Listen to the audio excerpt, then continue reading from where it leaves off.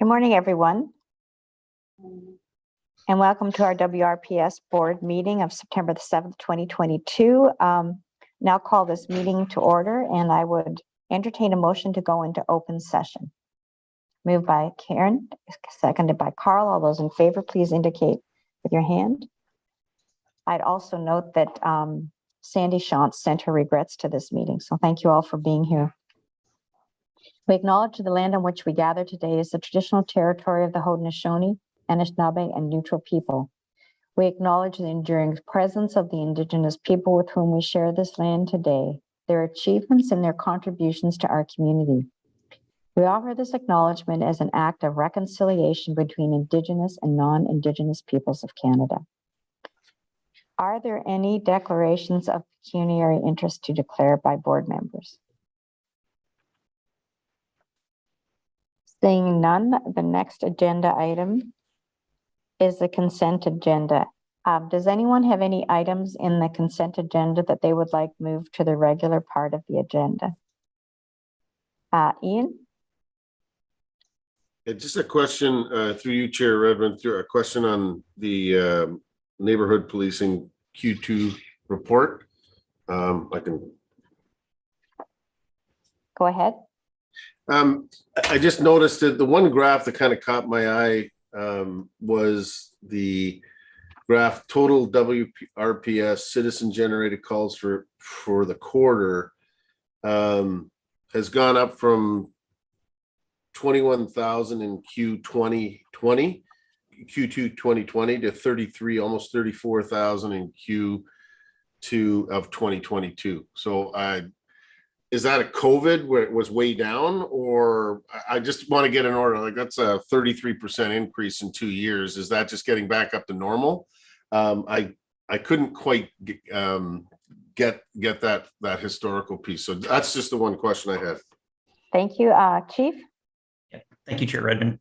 Yeah, Mr. McLean, you're right. The world opened up again, and with that came a lot more calls for service as people are interacting more often and they're out and about. So that's the way we would be viewing that change, that flux. So that just to follow on to that we're back to normal as opposed to a huge an increase over what the historical trend would be. Correct. We're getting back to normal numbers. Okay, thank you. Thank you. So, colleagues, this is items 7.1 through 7.8. If I could have a mover and a seconder. Moved by Carl, seconded by Karen. Please show your approval by raising your hand. That is carried. Thank you, colleagues. Any business arising from the minutes? Any questions about correspondence received by the board? The next agenda item is Police Services Board report. This is policing electronic monitoring. This is page 59. And Jill, is this something you're going to comment on? A motion is required to approve this new policy.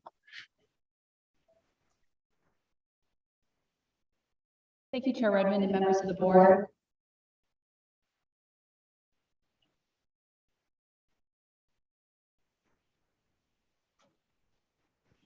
Jill's on mute. Yeah, Jill's muted. There we go. Good. Thank you, Chair Redmond and members of the board. So this agenda item relates to a new policy that's coming to the board for consideration. So I'll just give you a bit of background on the policy. In April of this year, the Employment Standards Act was amended to create a requirement for a policy on electronic monitoring of employees. So this includes a requirement for any business that has employees at least 25 people. You have to have a written policy that addresses electronic monitoring. The amended act provides for a transition period from the date that it received royal assent. The employers must comply with the policy by and have one in place by October the 11th. So a draft policy has been developed and is included in the package. This policy provides direction to the chief to develop a procedure that provides those details about whether and how employees' use of electronic devices are being monitored by the service. So once the procedure has been developed, so following the approval, pending approval by the board, and once the procedure has been developed and approved by the chief, a copy of that procedure will be provided to the board for information. The service is working towards the deadline of getting that procedure in place and intends to get that procedure in place by the October 11th deadline. The policy was developed in consultation with key stakeholders within the service, as well as the board solicitor. So the board solicitor, the Office of the Chief of Police, and then the services legal services branch, as well as the policies and procedures unit. So I'll open it up. Thank you very much, Jill. So we need a motion to approve this draft policy. Tony, go ahead. Are you moving it? Super. Do I have a seconder? Moved by Rosita. I see no questions. So all those in favor? That is carried. Thank you very much, Jill. Next agenda item are Chief of Police reports. The first one, 11.1, is Police Reported Crime Statistics in Canada 2021. And this is on page 63. So Chief, over to you. Thank you, Chair Redmond. With our chief reports today, you're going to hear from the folks who've done the work and put in the effort and time for these board reports. So we're going to start the first one off with Deputy Chief Shirley Hilton and Aaron Bandel from Strat Services. Welcome.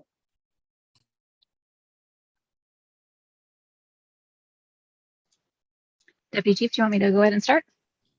Sorry, go ahead, Aaron. You are on. All right, and Jill, am I able to share my screen here? Yep, that's great.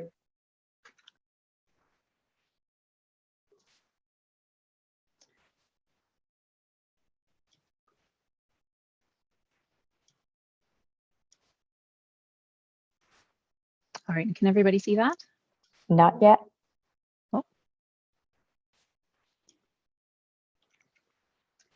I have a blue outline around my screen. Is that showing? You have a yellow, you're sitting in a yellow box with a blue background and a very nice sweater. Thank you. All right. So, there we go. Yeah, here we are.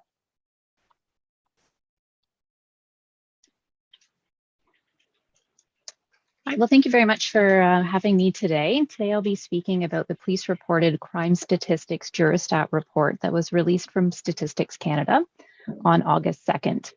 The report before you today provides an overview of the Jurostat report and includes a focus on statistics that were reported by WRPS and with comparisons to the 12 largest municipal police services in Ontario, as well as overall national and provincial numbers. Since 1962, Statistics Canada has collected information on all criminal incidents reported by Canadian Police Services through its annual Uniform Crime Reporting Survey. The survey results and corresponding data tables are released annually by Statistics Canada. Included in the reports are calculations of crime rates, which are crime counts reported based on the population of the area and represents a straight volume of crime, and crime severity indexes, which is a measure of both the volume and severity of crime, where a weight is applied to each violation type based on the violation's incarceration rate and average length of sentence. Although not referenced in the Jurostat report, the data tables also include calculations of weighted clearance rates and other statistics.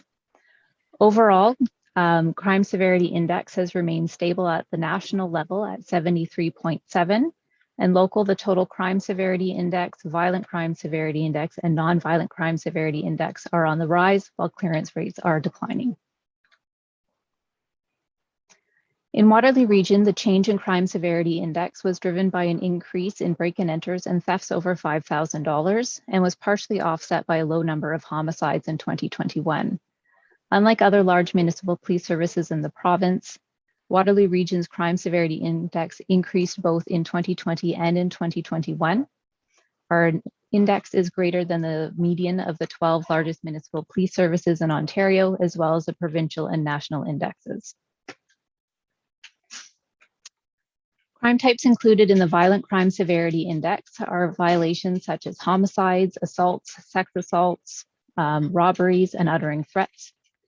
Violent Crime Severity Index has increased in almost all of the Big 12 across the province, as well as provincially and nationally. The Violent Crime Severity Index increased by 2% in Waterloo region and is above the provincial index as well as the median for the 12 largest municipal police services in the province. There's a lot of information contained within the crime severity indexes, and I wanted to highlight the weapons violations in particular. While possession of weapons violations are counted as part of the non-violent crime severity index, they do highlight the potential for violence and the continued need for preventative efforts across the region. Total weapons violations includes possession of weapons and represents weapons that are found in our region. A weapon includes anything used or intended for use in causing or threatening death or injury to persons, whether designed for such a purpose or not. So this includes weapons such as firearms, knives, explosives, or crossbows, or could include other items such as hatchets. I want to note that because Statistics Canada uses the most serious violation methodology for counting crime, these numbers underrepresent the total number of weapons within our community. So for example, if a person is charged with a robbery and they're also in possession of a weapon, the most serious violation methodology would count the robbery over the possession of weapons.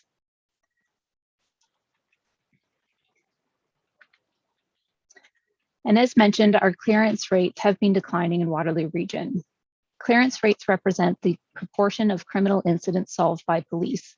According to Statistics Canada, total clearance rates share the same limitation as the total crime rates, in that overall totals are dominated by high volume, less serious offenses.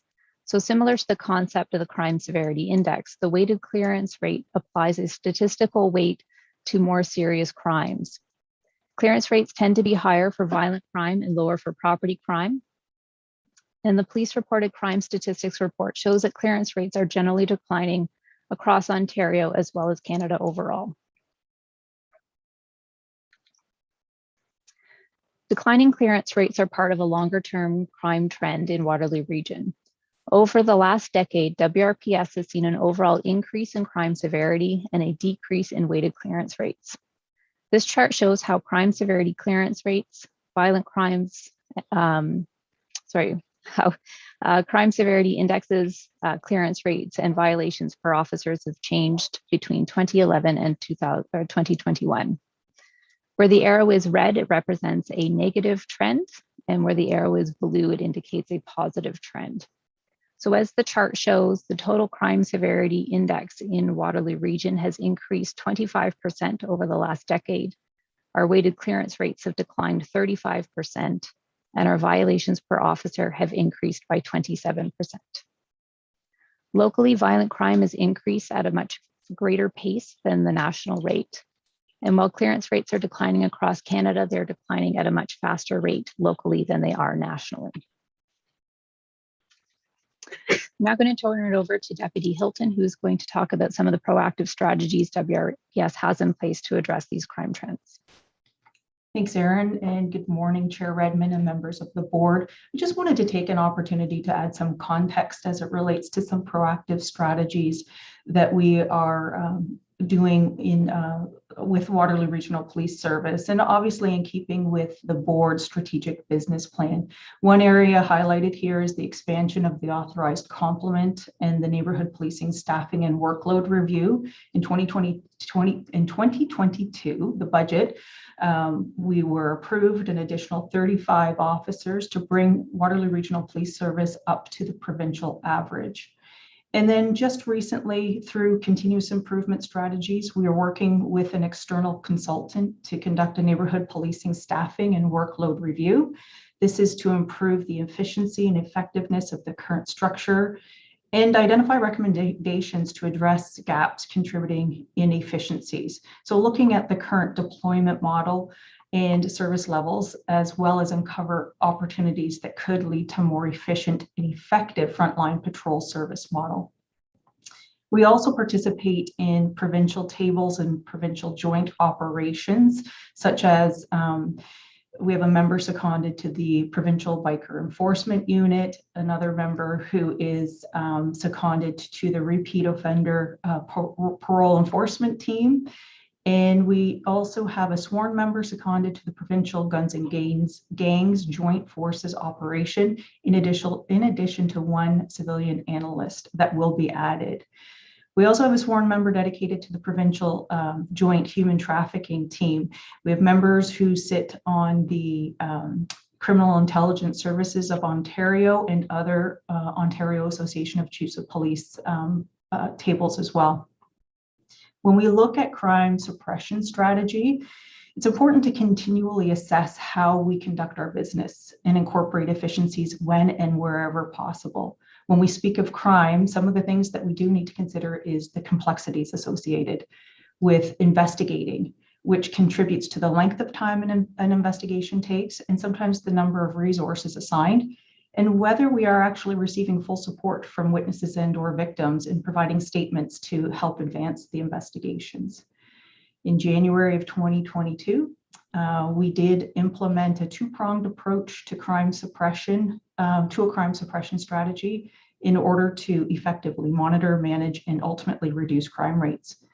The strategy involves daily neighborhood policing and investigations meetings, as well as a monthly crime suppression meeting, which is an intelligence-led strategy where the crime analysis unit provides statistical reports highlighting observable crime trends and patterns that inform deliberate action plans to address notable trends and patterns.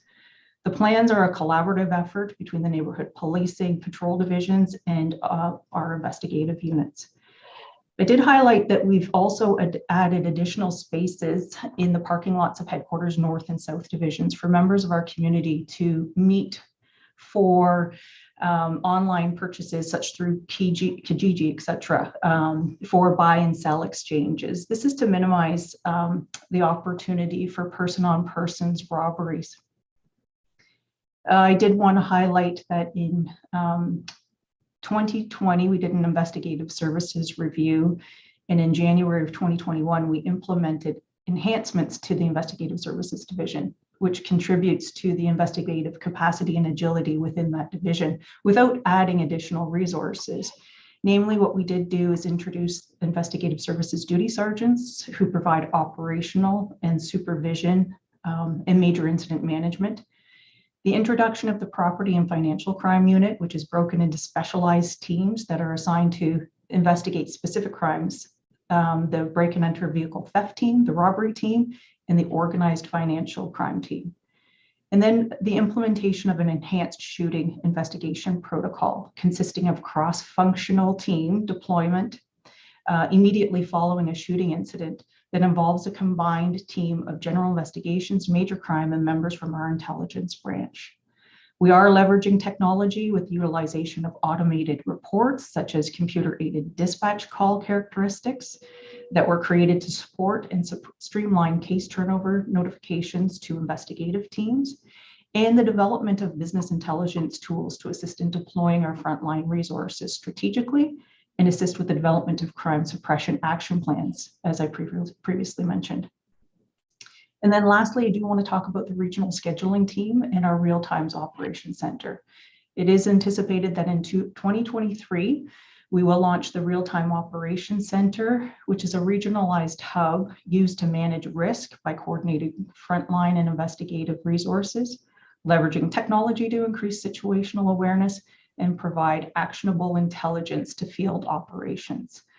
Included in the RTOC or the regional or the real-time operations center is a regional scheduling team, which provides scheduling consistency region-wide, which we've been operating for a couple of years now.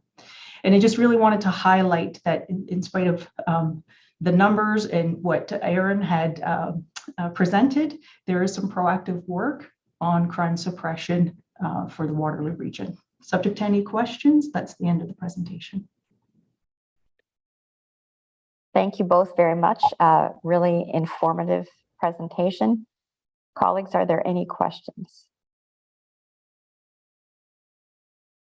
Seeing none, this is for information. There is no motion required. Tony, go ahead. Yeah, thank you. Through you, Madam Chair. I realize what a wonderful region we live in. Obviously, it looks like criminals have found that as well. Can you provide some context as to the crime severity is it locationally why Waterloo region is above the average or the median that I see for the last 5 years? Or I'm just looking for a little bit more context as to why the severity is so much greater now. And it's also in some of the other outlying areas as London, et cetera, it seems, while the numbers in the major metropolises have been going down. Chief? If I may. So Tony, Mr. Giovanazzo, the crime in the region increases because a lot of cross-border, there's a lot of up and down the highway, and a lot of our investigations that we've done of late, especially with our robbery team, the arrests aren't even being made in our own region. They're being made outside the region. So people aren't committing crimes in their own region. They're going outside, which makes it very complex, makes it very hard and in a lot of cases to solve until they start. That's why we're part of a lot of these joint force operations, is so that we can have better communication with our partners and our neighbors in regards to what they're seeing and who they're dealing with. And hopefully we can make the arrests that way. But yeah, there's a lot of movement. We are no longer a small town. We are a big town. We have lots going on here. But yeah, that's what we're finding in terms of trends, very complex investigations with a lot of moving parts from different municipalities. Deputy Hilton, anything further on that? I think also I highlighted just very briefly is the complexity. And certainly one area that I didn't really touch upon is certainly we may have a crime reported in one calendar year, and it still may take us a lengthy period of time to solve that particular crime. It could occur the following year and not necessarily be captured in the stats that you see before you. Thank you. Thank you very much. I see no further questions. Again, thank you for a very informative report, and trends are always interesting to monitor, and that context is also really important. I really appreciated the highlighting all of the interjurisdictional work that we're doing and the secondments to other bodies that have that bigger context and frame to look at. So it's great to know that we're contributing and benefiting from those other organizations.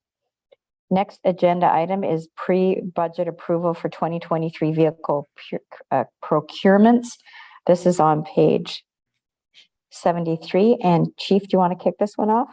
Yes, thanks, Chair Redmond. And for this, we're going to turn it over to our Director of Finance, Kirsten Hand. Welcome, Kirsten. Good morning. All right. So this is a report that we bring to you annually, and it's a pre-budget procurement report. This year, we're looking at purchasing 63 vehicles next year at an estimated value of 4.1 million. It is funded through our vehicle reserve.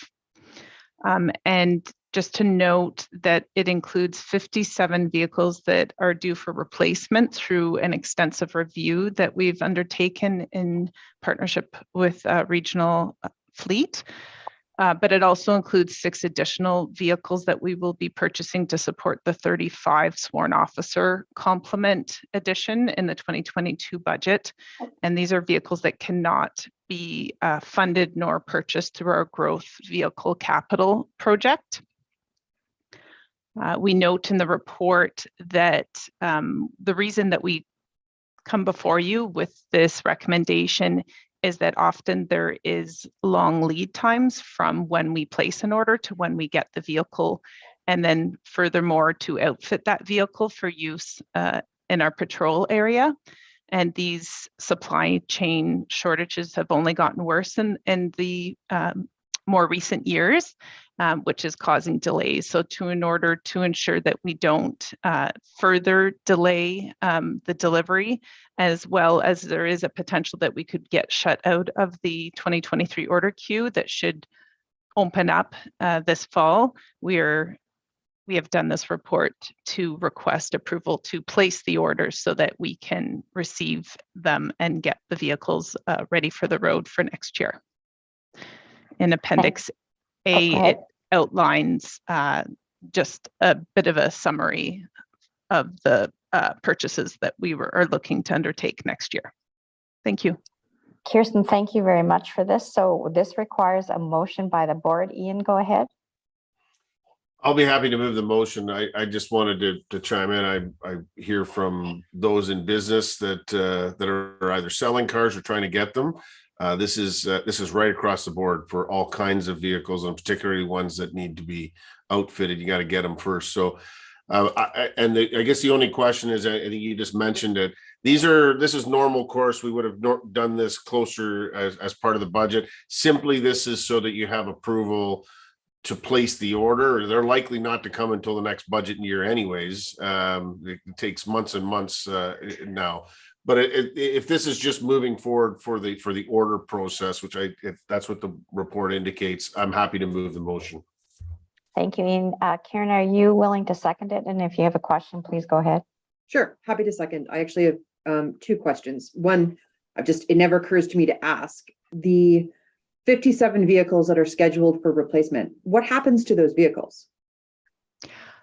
It depends on which vehicles are being replaced. So if it's vehicles for our neighborhood policing patrol division, then those vehicles need to be ordered, but they then also need to be outfitted with all the equipment that needs to be put in place, which takes significant time. For our investigative services area and admin areas, we often look at pre-owned, which has become even more difficult, as noted. So we look at various areas. We did a procurement process to purchase pre-owned, but we look at various scenarios.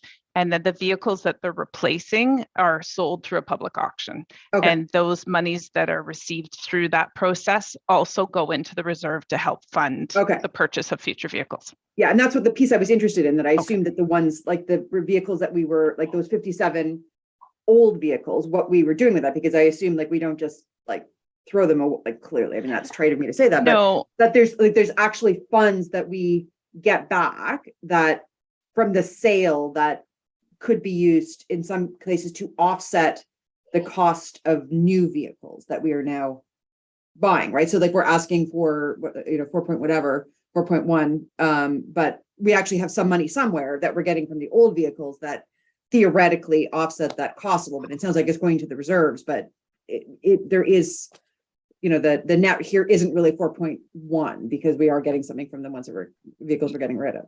yes, that's correct. I mean, in some cases, we move vehicles around. So, I for assume so, instance, yeah. our rural vehicles get more mileage than others. So we'll move them around. We also have our auxiliary unit that we often give them kind of older vehicles for use because they don't put as much mileage on them. And then also on our investigative services side, we move vehicles around because there's certain units where they can't have a vehicle for too long because it becomes known to the areas or people that they're dealing with. So there is a strategy to move vehicles around within the fleet, but once they're no longer required or they're having maintenance issues through that evaluation, then yes, they are sold. We get the money. It goes into a reserve to help fund future purchases. My other question, and again, it's a little bit more of a process question that speaks a little bit to Ian's point. So I'm going to assume, although we haven't seen sort of budget for next year, that there'll probably be a request for new personnel coming in. And so at that time, I mean, this is sort of retroactive to the 35 that were approved. So going forward, so if we have new requests going forward, there isn't a capital amount, like assuming too that, we are probably going to need additional vehicles to support if we have increased numbers. When we look at the upcoming budget, there isn't a placeholder in that budget on the capital side in anticipation of the additional personnel as well. Again, I probably should have asked this, last year or the year before, but it never occurred to me either. Yes, so we do a placeholder on the capital side to support any sworn officer addition. The tricky thing is that placeholder on the capital side is funded by regional development charges, and there's very strict rules in terms of what vehicles can be funded by that. And right now it's only for patrol, so vehicles that are used 24/7. Okay. So because of the 35 officers and the determination of where those officers will go, only 3 were required. So we're actually going to see a savings in that capital project for this year. However, the offset is that we need to purchase 6 predominantly for our investigative services positions, which can't be funded from that. So it then goes into the vehicle. And we do have a 10-year projection of our capital forecast in terms of a placeholder for vehicles.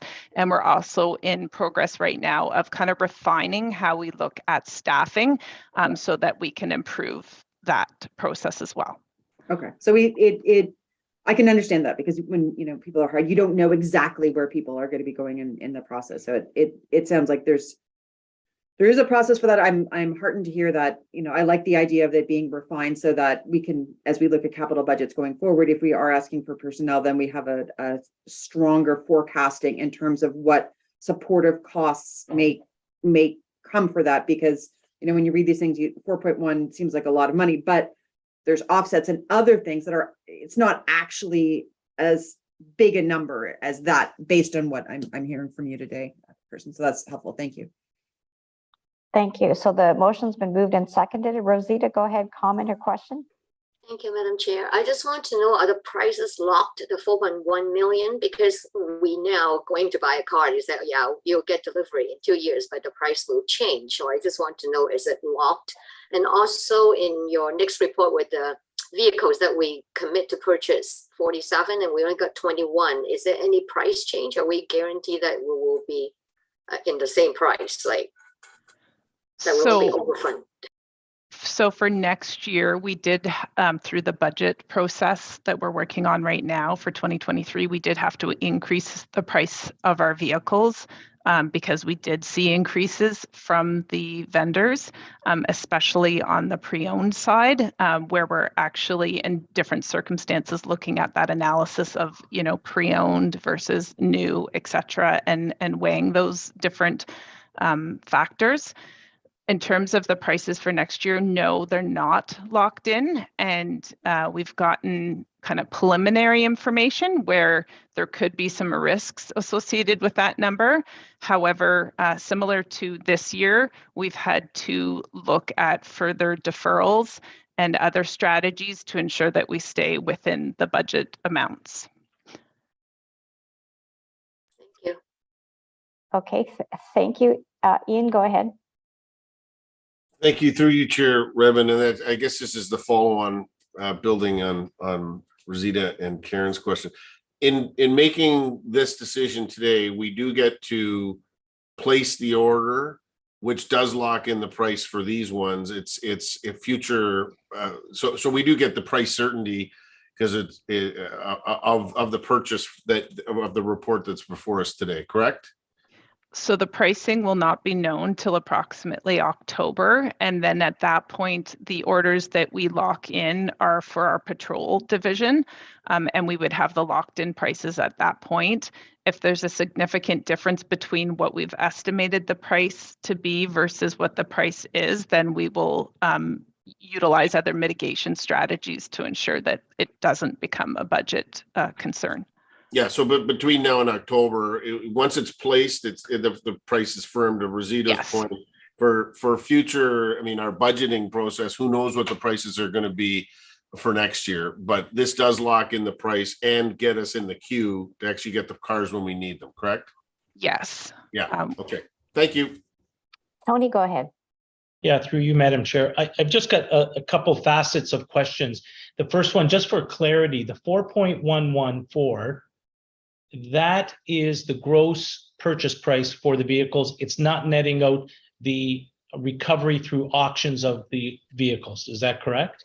Correct. Okay. The subsequent question is the outfitting of the vehicles. Is that included in the 4.14? So that's already included in there as well. Correct. So it's the cost of the vehicle plus any outfitting that may have to occur. And the last question is, I presume until we get the new vehicles, the 57 vehicles that are being replaced have to be repaired or maintained in order for them to stay in service. We're not auctioning them off today because we still need them in service. No, we would not auction them off until the replacement vehicle comes in place. Okay, thank you very much. That was all. Thank you. I see no further questions, so it's been moved and seconded. Moved by Ian, seconded by Karen. Could you indicate your support for this motion by raising your hand? That is carried. Thank you, colleagues. Next agenda item is June 2022 financial variance report. It's on page 77. And Chief, do you want to introduce this, or we'll go right to Kirsten? Yeah, we're going to go right to Kirsten. Okay. All right, this report outlines information for you in terms of the June 2022 financial variance results. I'll start with the operating variance results. June year to date, we saw a positive variance to budget of approximately $3.6 million. At this point, we are forecasting to the end of the year that we may see a positive surplus of about $3 million or 1.6% of the full year budget. In terms of our resources, which account for the majority of the budget, as at June or July 17th, we were above complement on the sworn perspective. However, the sworn authorized number had yet to be added towards it, the 35 sworn expansion, so that 18 are added in August and 17 are added in December. So that will mitigate that number.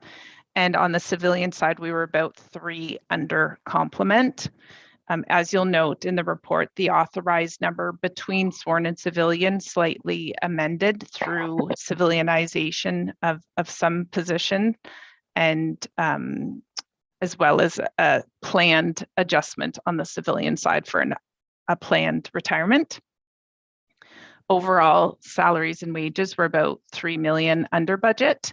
And a lot of those savings that we're seeing are a result of higher maternity, paternity leaves, as well as attrition rates that are causing savings due to the fact that people are coming in at lower compensation levels, as well as some timing differences of the 35 sworn member expansion. We just want to note that within those numbers, it also includes the fact that overtime is over budget by 1.3 million to date. And has increased over 2021 levels by about 106% or about 34,000 hours.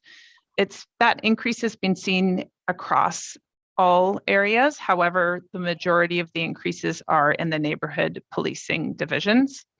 Benefits are also over budget by about 488K due to medical and dental costs being higher than budgeted rates, which was anticipated. Higher WSIB costs and some seasonality impacts of CPP and EI, which should balance out towards the end of the year. Other allowance and benefits are underspent by 477K, and that's predominantly due to lower to date eligible retired members' sick leave, lump sum payments or salary continuance. And as noted in a previous meeting, we will look to, at year end, transferring that surplus to our sick leave reserve to help in establishing that balance, as well as we are seeing some lower than planned training expenses. From a services perspective, we did see lower than budget by about 548K due to a number of different programs that are seeing some lower expenses, as well as some timing differences. And the last kind of larger one was our fees year to date. We were about 898K over budget, and that predominantly is just due to the timing of software maintenance expenses.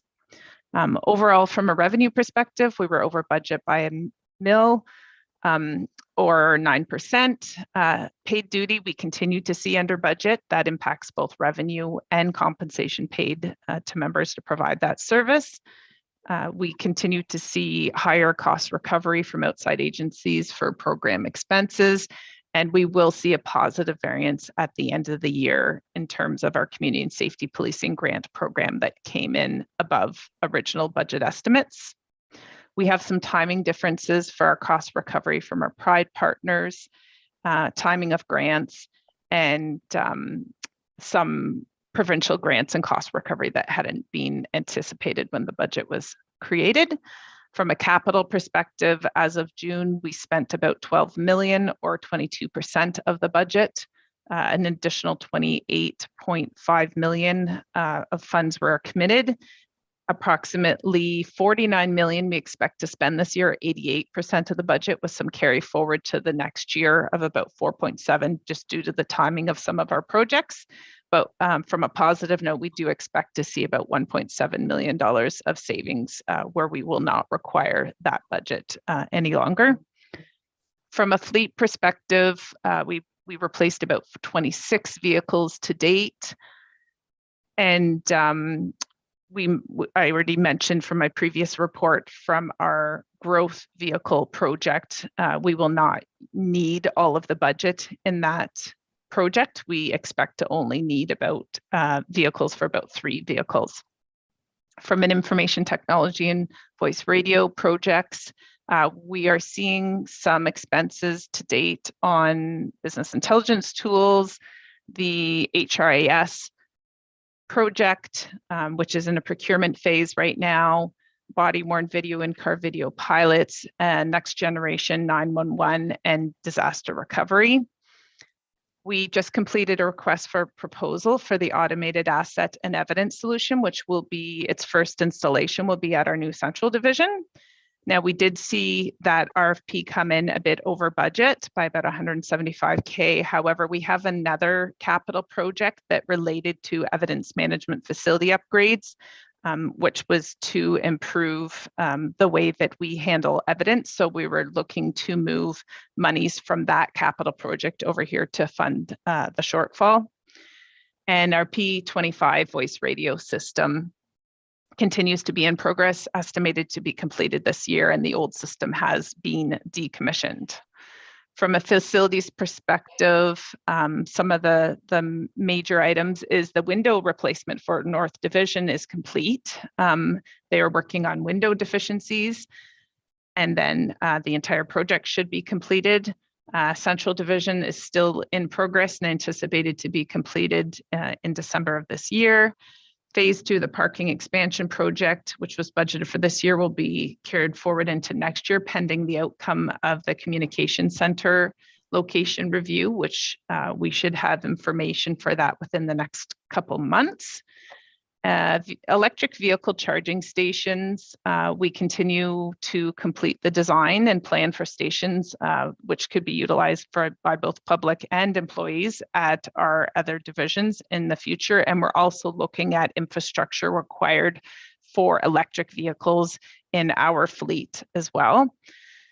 In progress is the magazine explosive storage for the emergency response unit, and continued security enhancements, as well as recommendations from the internal audit for evidence management, are in progress as well.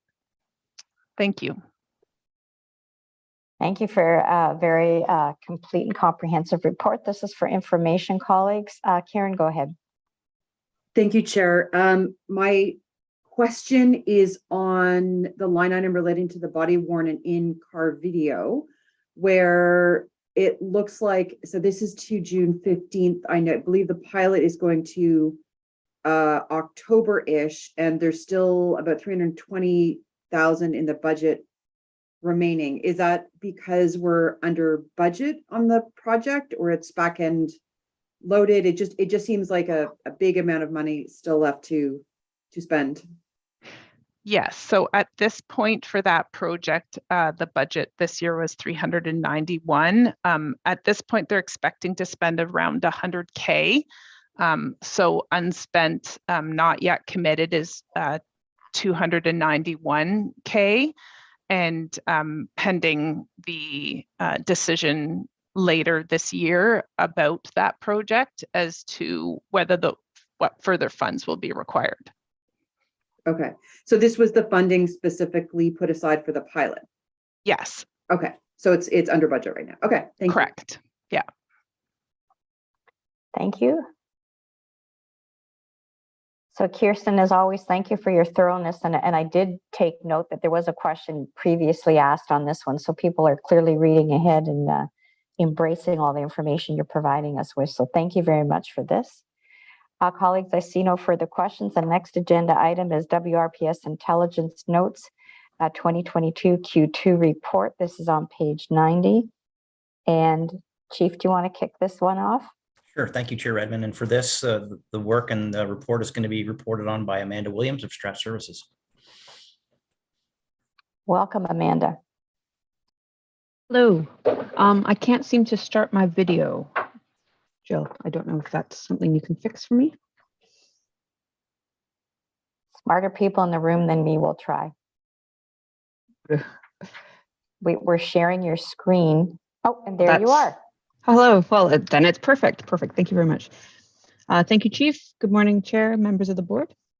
So today I'm presenting on the intelligence notes that were reported in the second quarter of 2022.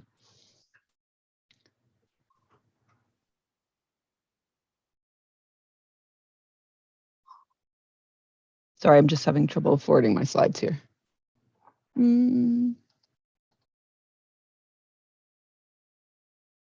So an intelligence note, all of them are created at the officer's discretion, and they're used to document persons and or activities for investigative purposes. They're most commonly created and used to link people, locations, and vehicles to each other. Identifying information in an intelligence note can be collected where no interaction takes place, so pure observation, where the identifying information is derived from a third party or is already known to the officer, or when the interaction with the individual is first lawful. And this report will present the intelligence notes that were entered between April 1st and June 30th of 2022. So in the second quarter, we had 140 occurrences with 208 unique intelligence notes. So an occurrence can generate more than one intelligence note. Of these, 145 focused on individuals. 60 of these intelligence notes focused on vehicle subjects. So that's kind of running a license plate on an empty vehicle. And 3 were just about general information. For example, increase in particular type of street drug. Of the 208 intelligence notes created in the second quarter, just under half of all of those intelligence notes were created to document information related to drugs and drug trafficking. Here, what we have on the graph is the blue bars were police-initiated information. So that would be information coming from passive observation of a known individual or a known location, or information stemming from a first lawful interaction. And the red components are what was generated by a citizen. So for a call for service or third-party information. So as you can see, more intelligence notes are created by police than citizens generated. So next, I'm going to present the person subject characteristics, which is based on the 145 intelligence notes of documented people. And when examining representation within police data, we have 2 comparisons that we can make based on existing data. So we can first look at the disproportion. And this is the proportion of categories in police data as compared to what might be expected based on population demographics from the 2016 census data. This comparison needs to be taken with a grain of salt because census population data can be problematic in that it doesn't accurately capture who is in the area. For example, Waterloo has a large student population. Those in insecure housing might be accurately captured, and individuals coming up the 401 corridor would not be accurately captured in census data. And the second indices we have is disparity. So this is when we look within policing data to see whether one group is differently represented as compared to another group. Both measures use ratios, and values greater than 1 indicate overrepresentation, and values less than 1 would indicate underrepresentation. So here we have the proportion of individuals in intelligence notes by their age category. The blue bars represent the proportion of individuals within the intelligence notes by percent, and the gray bars would be the census data. And so overrepresentation here is indicated by a greater gap between the bars. And so blue bar is bigger than the gray bar. Underrepresentation, the blue bar is less than the gray bar. So here what we see is that in terms of both disproportion and disparity, younger people, those less than 50 years of age, are overrepresented within police data as compared to both the population and older age groups.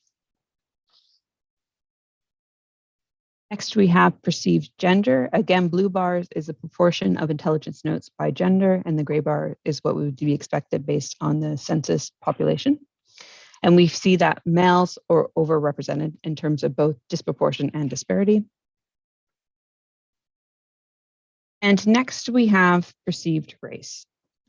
Again, the police data, so a proportion in intelligence notes is represented by the blue bar. The population demographic is the gray bar. And for this characteristic, we have different patterns that emerge based on what the comparison is. So in terms of disproportion, so when comparing to the population demographics, we see that Arab, Black, Latin American, and visible minority groups are overrepresented, whereas Indigenous, South Asian, Southeast Asian, West Asian, and white groups are underrepresented. Caution is needed here, both because of the limitations when comparing police data to population data, but also because we are dealing with small numbers. So a few more intelligence notes can really bump these percentages around. In terms of disparity, this is when we compare a racialized group to the proportion of white individuals as recommended by the Ontario data standards. We actually see no evidence of racial disparity. So we have no overrepresentation of a racialized group in comparison to the white group.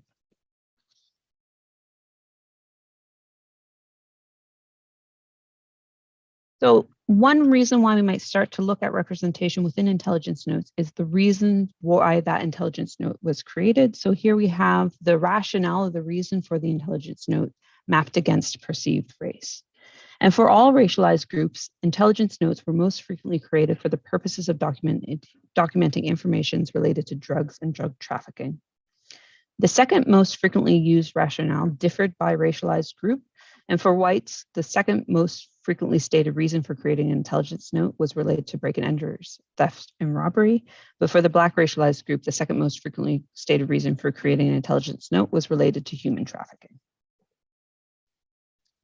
We're also starting to examine how intelligence notes are used within the service. So over the second quarter, on a weekly basis, members of the Investigative Services and Direct Action Response Team, DART, were asked whether they used any intelligence notes regardless of when the intelligence note was created. 12 units reported using 30 intelligence notes in the second quarter, with the drugs and firearms unit reporting the most frequent use. And the majority of intelligence notes were used for investigations related to the Controlled Drugs and Substance Act or the Canadian Criminal Code. And these were most likely to be used to link entities together. So linking people to locations to vehicles.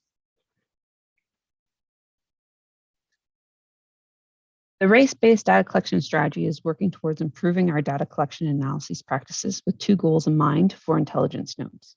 The first is collecting more in-depth contextual information so that we can identify racial disparities that might exist within police-public interactions and develop tangible actions to address those disparities.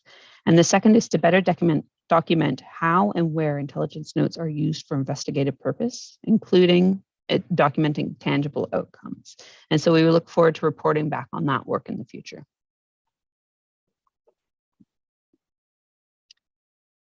Thank you very much. Again, very interesting statistics, and I do appreciate your caution about comparing databases that aren't particularly accurate as well as the size of the sample. I think those are always really good cautions. Karen, go ahead. Thank you. And I would concur, Chair Edmund, that, you know, if you've got a small sample, 1 or 2 makes a radical difference when you start to look proportionally. Just a request perhaps for when you present Q3, and I apologize because this popped into my head because of the next report. We will be hearing where, you know, similar kind of an idea where we're looking at the quarterly use of force for Q2. One of the things I find helpful sometimes is to compare Q1 and Q2 data. So I'm wondering maybe next time when we present on this, just as a reminder, you know, what we've seen in terms of trends, and like not for all of the data, but, you know, just the very high level data. If we could just, you know, in one of the early figures, have that reminder of, you know, what we saw. It, you know, it's hard to compare quarters sometimes because quarters have anomalies related to them in terms of weather and whatever, back to school, you know, for example, in you know, Q3, Q4.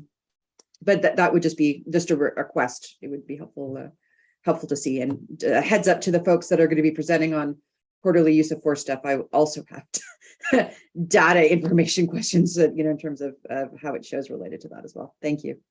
Thank you. Mandy, do you want to respond to that? Yes, I can. So in the written document, I did start to present those quarterly based comparisons.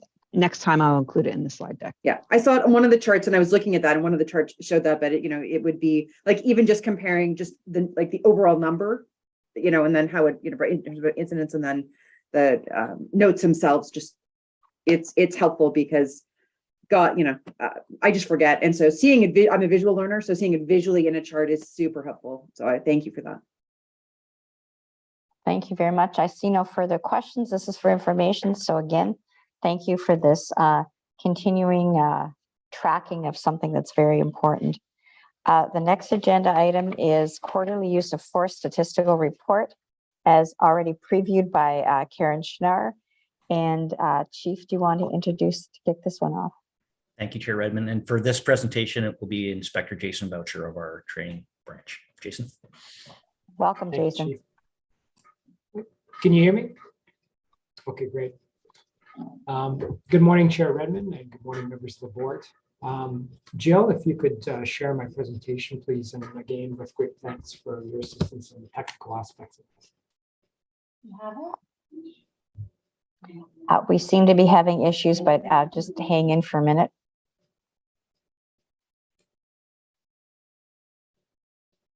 This allows me to better prepare for Dr. Schnarr's questions.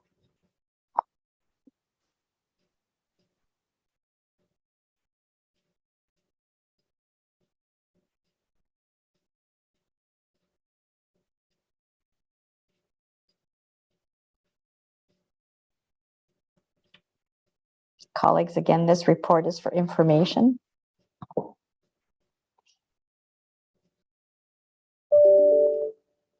IT is wonderful when it works.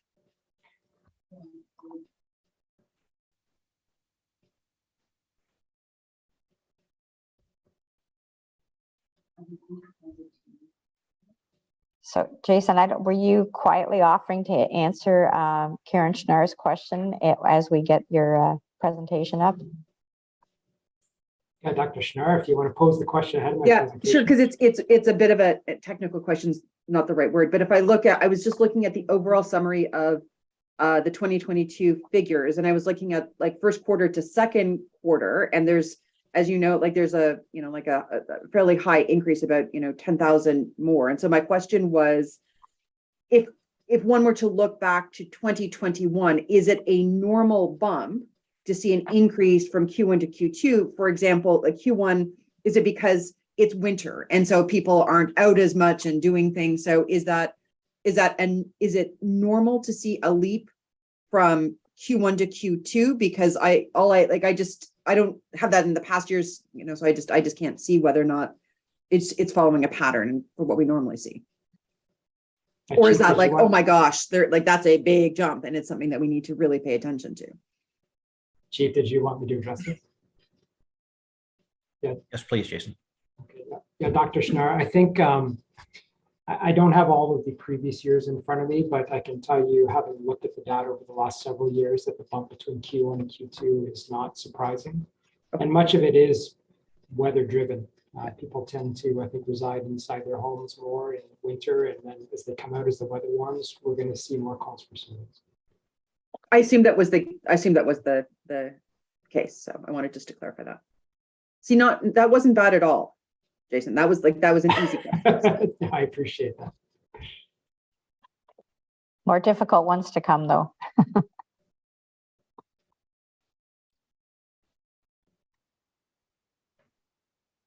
Jason, are you waiting for Jill to put hers up, or are you trying to get? I was actually, yes. Okay, Mandy says she has a presentation. Do you want her to share it? Okay. We are there, but thank you, Mandy. And I think momentarily we will see the presentation.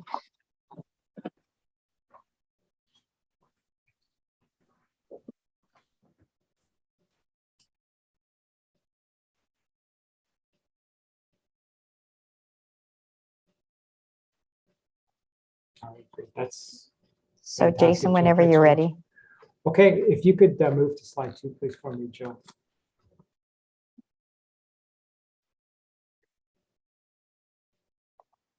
So the background that I start with all the time, the period of reporting for this particular presentation is April 1st to June 30th of 2022. Again, as a refresher, reportable incidents are those incidents that require a use of force report by legislation and or WRPS procedures. So as we've talked about in the past, in the interest of transparency and a better understanding of how we use force, we've expanded considerably beyond those incidents that are required by the Police Services Act. Reportable incident may generate several use of force reports, one for each officer, excluding team reports, which are applicable to the special response team. And each use of force report is subject to 3 layers of scrutiny, that being the staff sergeant, the platoon of the unit, senior leader of the unit, branch, or division, and finally a sergeant in training and education. You can move to the next slide, please, Joe. So as Dr. Schnarr has already pointed out, the number of occurrences this quarter has increased from just over 72,000 to 82,456. And arrests have also increased from 3,692 to 3,857. Use of force incidents during that time have also increased from 69 to 93. Now, again, while each of these is significant, requires scrutiny, this number remains very small relative to overall occurrences, which is indicative of our members' ability to use appropriate intervention strategies before resolving situations through use of force options. Again, if I direct your attention to the pie chart in the bottom right-hand corner, citizens' calls for service continue to drive the vast majority of occurrences, which results in use of force at 78%. This has remained relatively constant over time and is what drives occurrences in general terms. The remainder is made up of the execution of warrants, assisting other services, often other police services, and those which are classified as officer initiated. So for instance, a traffic stop or a person stop, which accounts in this period for approximately 10% of all use of force incidents. Next slide, please, Joe. This slide provides an analysis of what call types resulted in intervention involving a reportable incident. You will note that, as in the past, the predominant driver continues to be dangerous weapons calls, those in which a weapon is believed or known to be involved. But you'll note as well that dangerous weapons calls requiring the use of force response increased from the first quarter of this year, which itself has increased from the fourth quarter of last year. As we've discussed previously, simply because a call is not classified as dangerous weapon does not mean that a weapon is not involved. So as Erin pointed out, using her example of a robbery in which perhaps a firearm or a knife is involved, even though weapons are involved in the occurrence, it's best classified as a robbery that's better descriptive of the actual occurrence itself. So even though other categories may not imply a weapon specifically, a weapon is often involved, and I turn your attention to Appendix C for more specifics around that area. Next slide, please. This table summarizes use of force options utilized excluding conducted energy weapons, which we'll see in the next slide. As we see in the past, use of force reports were and are intended primarily to allow for oversight of the appropriateness of officer response to a particular situation. In addition, we can attempt to spot trends in the data over time. For instance, the introduction of the conducted energy weapon has resulted in a marked and sustained decline in the use of other secondary weapons, such as OC spray and baton. A quick examination of this table, however, illustrates how volatile, again, a small data set can be. Most of these numbers have fluctuated significantly over time, and we expect this to continue, and you'll see a number of examples of this in this figure. In this quarter, an officer discharged their handgun in one instance. This matter remains with the Special Investigations Unit. Finally, there were 3 K9 deployments during this quarter that met the threshold of the use of force report. Next slide, please, Jeff. This slide provides a breakdown of conducted energy weapon use. There were a total of 91 CEW deployments in various forms in this quarter versus 76 in the previous quarter. Recall that a procedural change between 2019 and 2020, which now requires our officers to report on CEW deployment simply due to the removal of the CEW from its holster in the presence of a member of the public, resulted in a significant increase to the drawn-only category. The conducted energy weapon continues to demonstrate its effectiveness at de-escalating a situation simply through its display. Next slide, please. Minor injuries to subjects increased this quarter from 4 to 10. while minor injuries to officers remained the same at 2. Recall, if you will, that a procedural change in 2020 classifying any CEW probe deployment requiring Reach of Waterloo paramedic services to attend and remove probes is considered a minor injury for the purposes of reporting. There was only one serious injury to both a subject and an officer in this quarter. Next slide, please. As you know, the province of Ontario required the reporting on officer perception of subject race and provided the race-based categories by which this would be done. At the beginning of 2020, Figure 6 provides a summary of this data. Because of the challenges that we identified in the use of force report to collect data on this type, our service made the decision to provide raw data on Appendix C in our report to the board. This appendix provides a summary of the subject's perceived race, how the call was generated, the type of occurrence, along with a short synopsis of the circumstances, the subject's profile behavior upon which the choice of intervention response was based, along with the response of the officer. Next slide, please, John. Again, despite the frequency of interaction with members of our community in this quarter, over 82,000 occurrences and 3,857 arrests in this reporting period, very few, or approximately 0.1%, resulted in reportable incidents. And that 0.1% has remained very constant, actually, over a period of time. Injuries to both subjects and officers occurring during these incidents remained very low. De-escalation training has been effective and will continue to be the cornerstone of officer intervention training. In 2022, we continue this commitment with officer intervention and EDI components. And while the provincially mandated use of force report remains a valuable tool for analyzing officer actions, several deficiencies have been identified which limit comprehensive data analysis. Next slide, please. Use of force reporting to the board will continue on a quarterly basis and will be incorporated into the WRPS race-based data collection strategy. And the training education unit is working collaboratively with the EDI team to ensure close alignment with the principles of the EDI strat plan.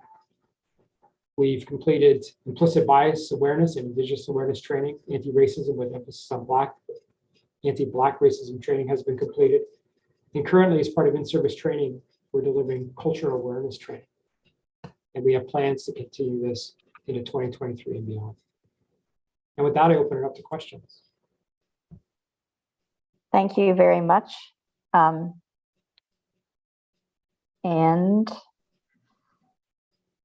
we have some questions. This is for information. Carl, please go ahead.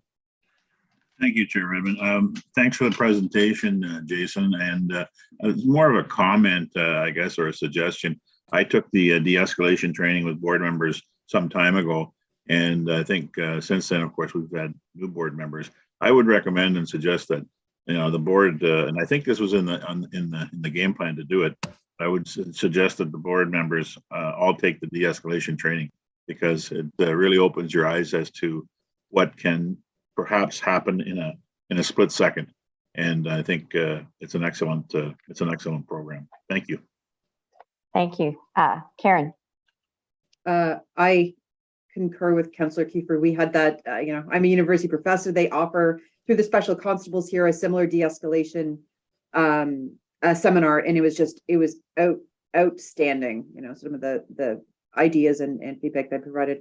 I wanted Jason just to touch on sort of along the same lines as what Councillor Kiefer was talking about, the training, the cultural awareness training and anti-racism training, implicit bias training, which says completed. I am assuming that some of those programs continue to be ongoing as new members join the service, so that it is, so as new people come in and onboard, that anti-racism and cultural awareness and implicit bias just becomes part of the onboarding process for everybody. Because it's so important that it doesn't matter one's role. It's I just think incredibly useful for everybody to be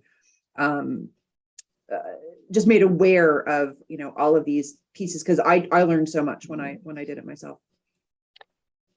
So Jason, I see Deputy Crowell has his hand up. I don't think it's to ask you a question. So Deputy, do you want to respond to any of those questions?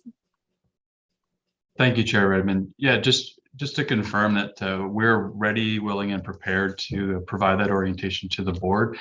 We have a schedule mapped out. It's just a matter of aligning schedules on behalf of the board. So we'll be sure to confirm with Jill and your admin team on schedulings for the board. And I think that was also tentatively scheduled for an administrative tour of some of our facilities and services for all board members. So we'll do that offline and appreciate the feedback. Thanks.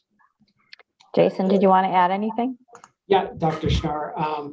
Yes, that EDI is part of our onboarding process through new employee orientation.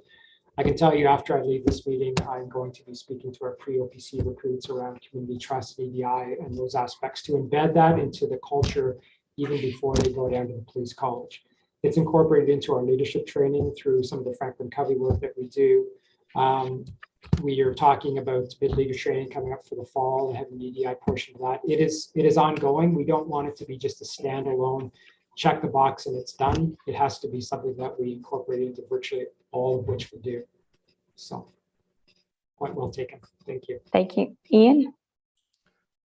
Yeah, through you, Chair Redmond, it's helpful background in just in terms of training, and when we go through budgets and other things, is that the wide variety of training that is required to keep up to standards. And obviously de-escalation and DEI and those sorts of things are, and we've heard that report from you, is now part of that standard, keeping up to the next level and the expectations of both the senior police staff, but the board on those issues, because we see, the de-escalation is a tremendously important part of the training that you have. So in any event, I really appreciate the report, and Carl's suggestion, and if it's great that it's in planning, I'd love to go through that, because I think that would be an eye opener for, as Carl's pointed out, easy in practice, or easy in theory, probably very difficult in practice. And that's, will be illuminating for the board to go through that. So I look forward to that, and we'll make time available for it.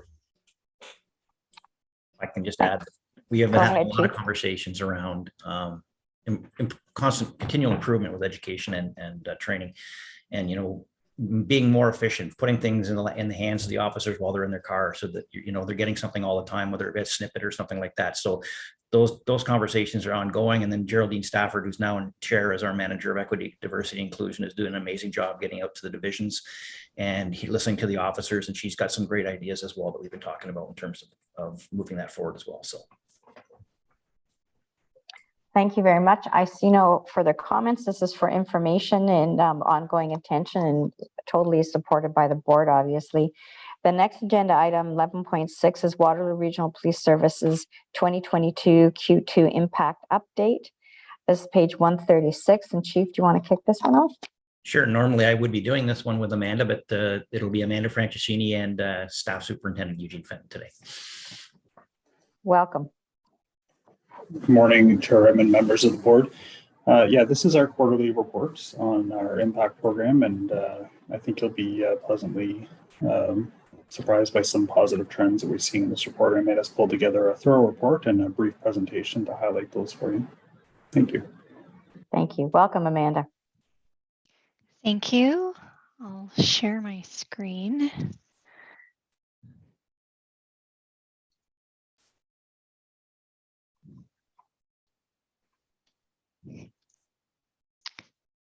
Okay, you should see a cover slide referring to the Impact Q2 2022 speaking notes I've prepared, which are in conjunction with Report 2022-150.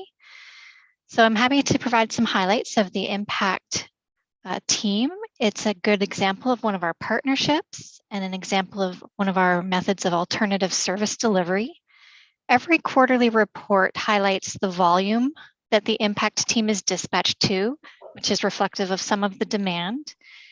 It also highlights what keeps them busy, so what types of mental health related calls, and then what percentage of those mental health related calls are being handled by mental health professionals compared to our front lines. So the Q2 statistics cover the April, May, June timeframe.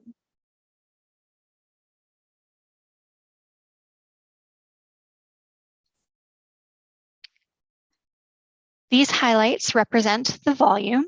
And indeed, in Q2 of this year, we've had 25% more dispatches than last quarter and 6% more compared to the same time frame last year. So this complements some of the trends that you may see with, say, calls for service volume that our frontlines experience.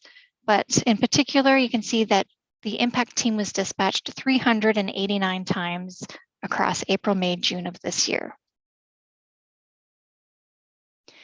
In terms of the most frequent call types the impact team is dispatched to, 86% are to the same top 5 call types. So mentally ill call types are the majority, with attempt suicide, compassionate to locate, domestic other, and domestic dispute also rounding off the top 5. This past quarter had a jump in the compassionate to locate call types, but it hasn't changed the makeup of the top 5. We track what proportion of calls impact attends versus our front lines in general. And in terms of proportion, we have either been increasing or remaining steady in terms of the impact team attending. Versus our front lines in general. And in terms of proportion, we have either been increasing or remaining steady in terms of the impact team. Sorry, Amanda. Sorry, if there's a weird echo, I can check my settings. Otherwise, I'll assume things are okay. No, I think it was a media person that didn't have their mute on. Okay. So again, just in summary, this slide highlights the proportion that the impact team attends versus the calls for service that we receive overall. And that percentage has either been increasing or remaining steady. One big highlight is that the impact team was available 100% of the time they were requested. So that is 0 counts of not available in Q2. It is a standalone highlight, but also an improvement compared to the same quarter last year, where there were 55 times they were requested but not available. And this is part of a trend, an ongoing highlight, because there was also 100% availability during business hours the previous quarter. So 2022 has been completely available when requested. And that concludes the speaking notes. I will stop the screen share and defer to the board, the chair, the chief. Thank you very much, Amanda. That is great news. Ian, please go ahead. Through you, Chair Redmond, and I guess it's that last point, Amanda. So it's great they were always available when requested. And if I read that right, about 25% of those call types had impact referred to them. Did I see that right, or from your notes? Are you looking at the top 2 call types they attend, the mentally ill attempt suicide? Yeah, just that second last slide that you did, where it's like, so they were available every time they were requested, but only going to about, was it 25% of those type of calls? I guess the question is, they take a lot of time, and I know some of us have been on ride-alongs where we've had either compassionate locate or those sorts of things, but they're not. I mean, it's making a difference, and we're seeing that. So the question is, how do you ramp that up so that more of that kind of call type has the ability for the impact program to be referred to it, and so that's really what I'm getting at, is how much of those types of calls are actually seeing impact. So not just the availability, but the actual percentage. Does that make any sense? Yeah, and I'll just clarify, it's about 15% of all attempt suicide calls and 16% of all mentally ill calls that impacts attends. And again, that's either increased and improved from previous quarters or is held steady. In terms of efforts to increase the amount that they are attending, I don't know if there's a more hands-on. Well, that's my next question to either chief or Shirley or deputy chief is, what's the mechanism to be able to try and, or how do we increase the ability, if we had more resources for impact, how do you get more of those calls for service with someone from impact? And I guess that's what for as long as I've been on the board, we've been having that discussion with the senior leadership as well as the board, is how do we either divert or have the appropriate resources for those types of calls? It's a great question. We're enhancing our mental health program here, the crisis diversion program, which we hope to have up and running by November, which Eugene is in charge of right now. And that's getting that crisis nurse or a practitioner into the communications so that when the calls are coming in, we can start to try to divert there first so that maybe we don't have to go. And maybe impact doesn't have to go. Maybe we can move that call to another doctor or another agency to deal with it, but we can deal with it at the head. That way there'll be more opportunity for impact and our officers to get the calls they need to get to. Eugene, you want to add anything to that from since you've taken over? No, I think that's exactly where I was going to go with it. The crisis call diversion program is going to be really exciting when that launches.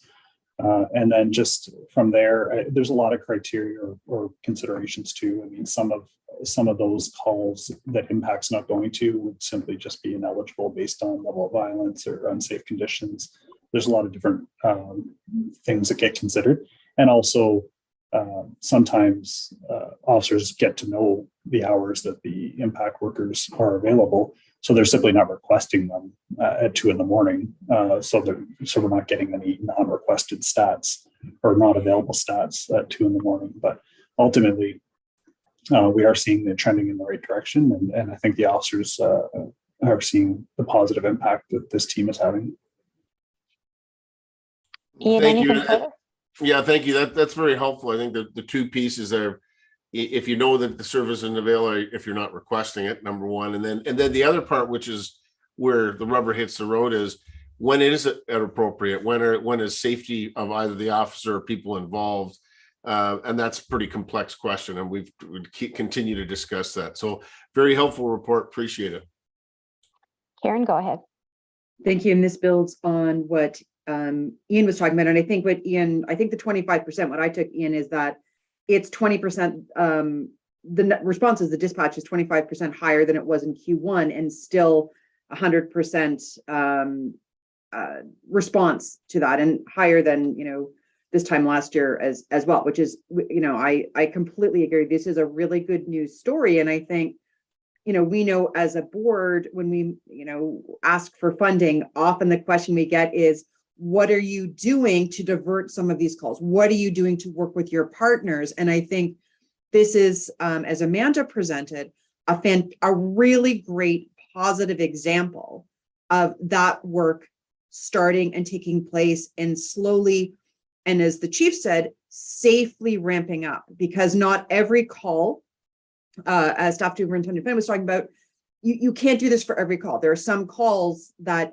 from a procedural and a safety perspective, the police service needs to be involved, but, this work is going, and we've always said change can't happen overnight. You have to work with partners to make sure this happens. But I'm so glad that this presentation is with us today. I encourage you to keep bringing forward, even if sometimes we get blips in the road, keep bringing these types of presentations to us, because I think it shows movement in the right direction. It's going to take time, but movement in the right direction so that we have partnerships in terms of the responses that we are offering. And great news from the chief that, there's multi pieces where this has to be implemented. And so, with call centers and then availability, because this only works if you've got partners from the mental health community who are available to partner and be there as well. So really interesting report. Thank you so much for providing it to us today.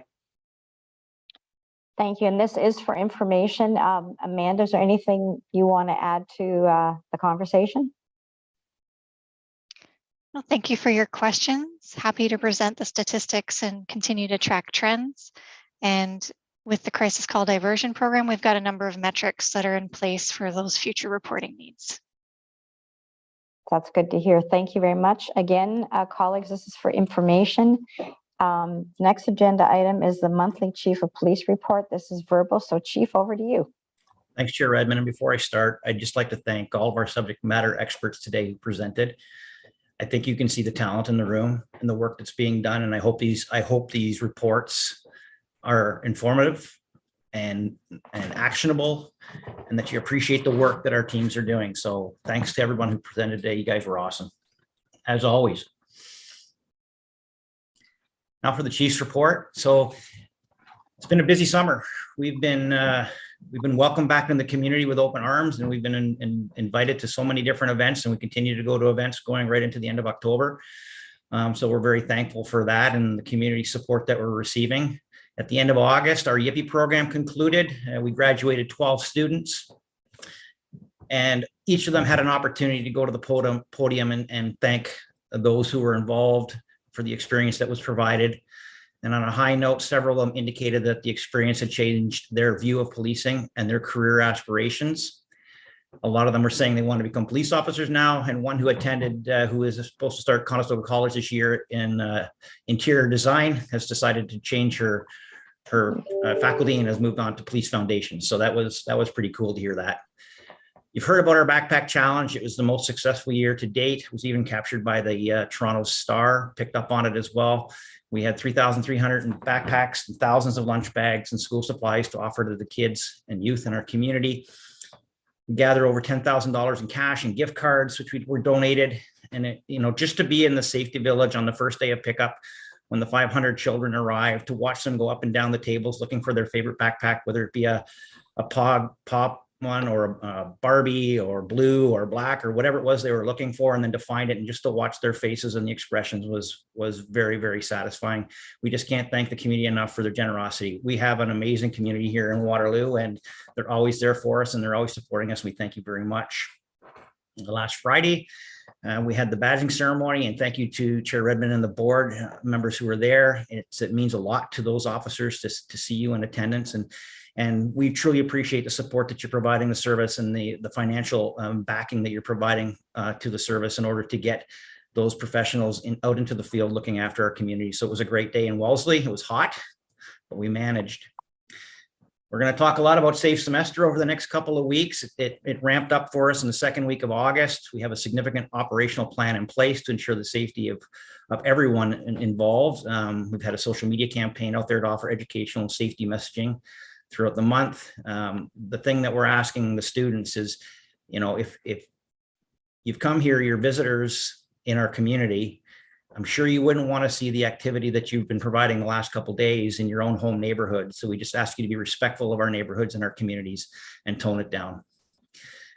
Our break, in terms of investigations, our break and enter vehicle theft team had a great project that came to a conclusion this summer, where they recovered 22 stolen vehicles, 6 trailers, over $225,000 of drugs, and a sawed-off shotgun. 10 people were arrested and charged with 92 criminal charges. And we had earlier discussions as a group here at Waterloo about the great work that our teams are doing out there every day. Our robbery team, solving crimes of people who are robbing banks and mobile device stores and things like that. So a good summer for our investigative teams,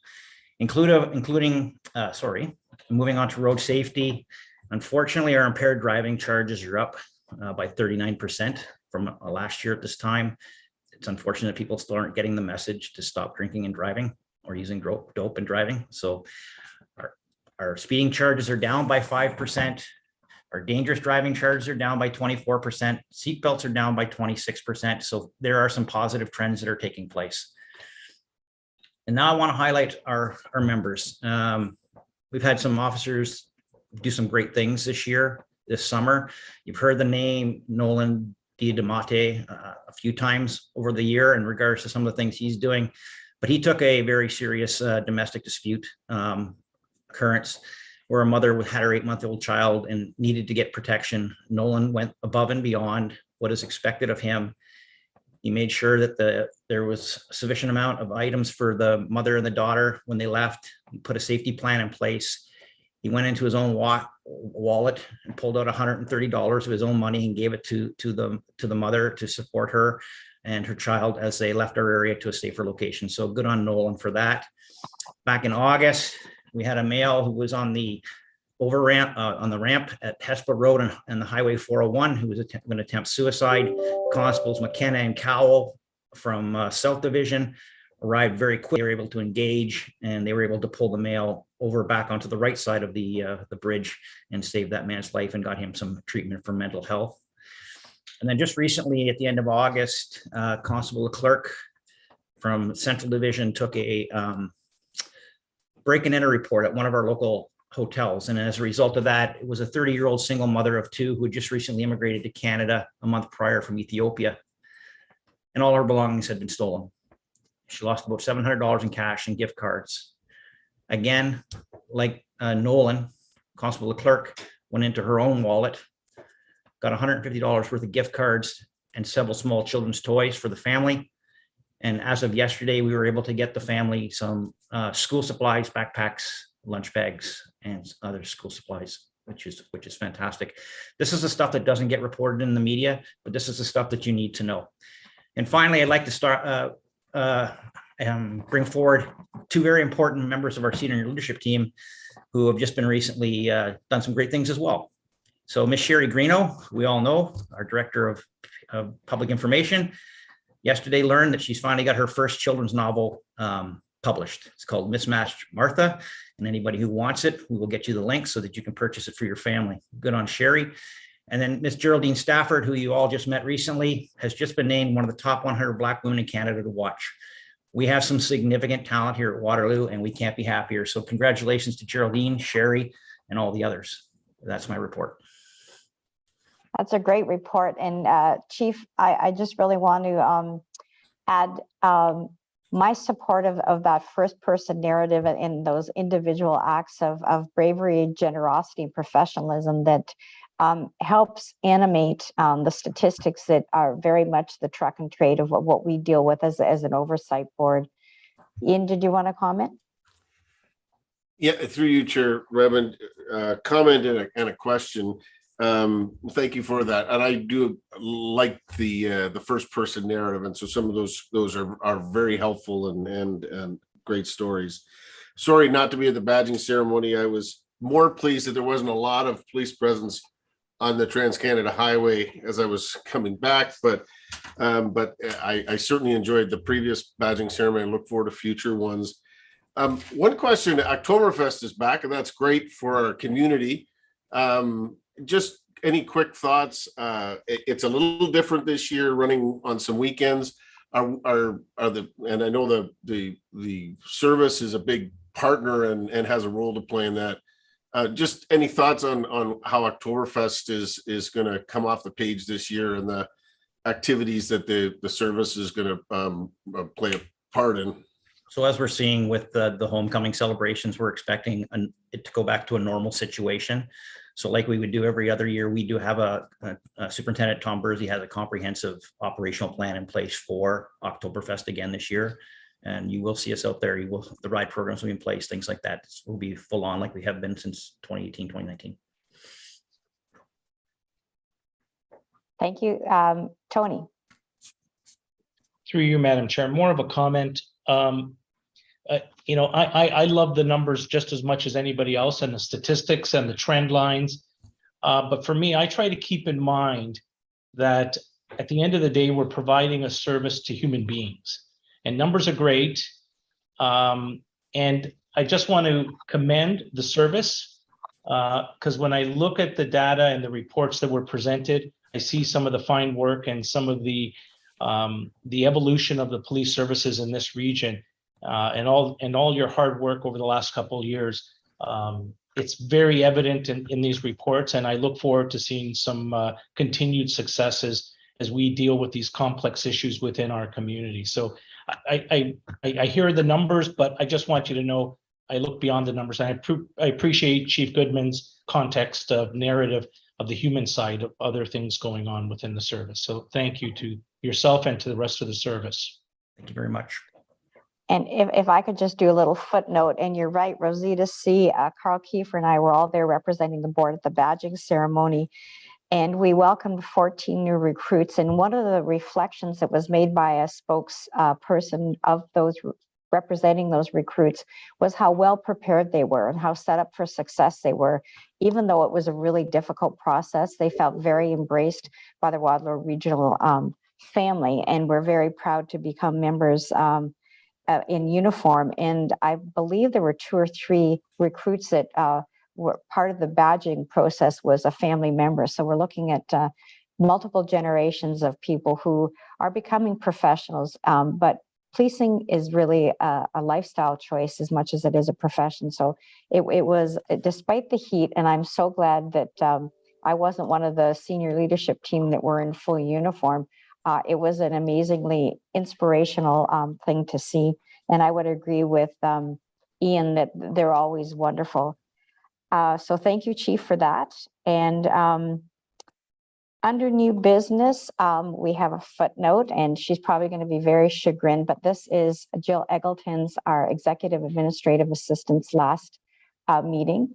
And Jill, you can turn your camera on, and I promise I won't too embarrass you, just to say you have the absolute support and gratitude of this board and our police service for continuing to make sure that not only did we meet all the thresholds and the obligations of a police board and oversight of a very thriving and large police service throughout the region, but you've made sure that you were proactive, that our policies were updated, and that we all had the information we needed. So thank you very much, Jill. We wish you nothing but the very best as you move forward. And I know that there was, the comment was made by a couple of members that it's our loss, but the next organization's gain. And I know you will shine there as well. So thank you very much for your professionalism. We have very much benefited from your hard work and your vision. Thank you. Under future agenda items, one of the discussions that we've had at the board is recognizing some of you, it may have escaped your radar, but there actually is a municipal election this fall. It's October 24th. And we are looking at having, moving our police services board to a November 9th date. And we look forward to having that unfold. So that's just, I guess, an FYI for anybody on the call that didn't know that. I would like to know that media may stay on this link. And the chief will be on the line for questions. And pending any further business, I would entertain a motion to adjourn. Moved by Tony, seconded by Karen. All those in favor? Thank you, colleagues. Great meeting as always. And I think I'm turning the floor over to award-winning